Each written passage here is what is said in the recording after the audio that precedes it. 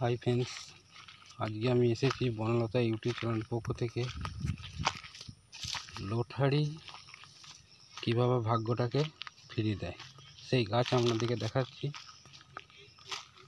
আপনারা গাছটি দেখতে থাকুন,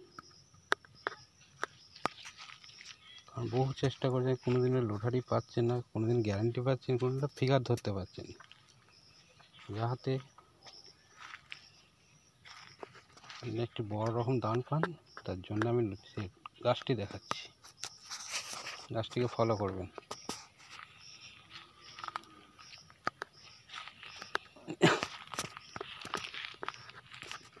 এই যে গাছটি দেখুন,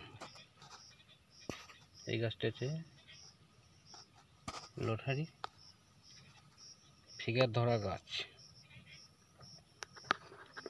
এই গাছটিকে পূর্ণিমা ধরে তুলবেন, পূর্ণিমা ধরে তুলে একটু দুধে ডুবি রাখবেন ঘন্টাখানে।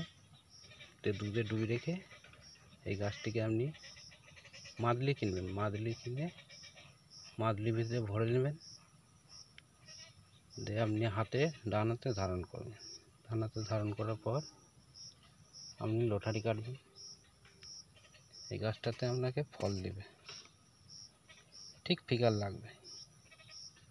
এই গাছটি এইরকমই গুণ, এই গুণটিকে আপনারা দেখে রাখুন। ভালো লাগলে একটু লাইক সাবস্ক্রাইব করবেন, এই চ্যানেলটিকে ফলো করে রাখবেন। ধন্যবাদ।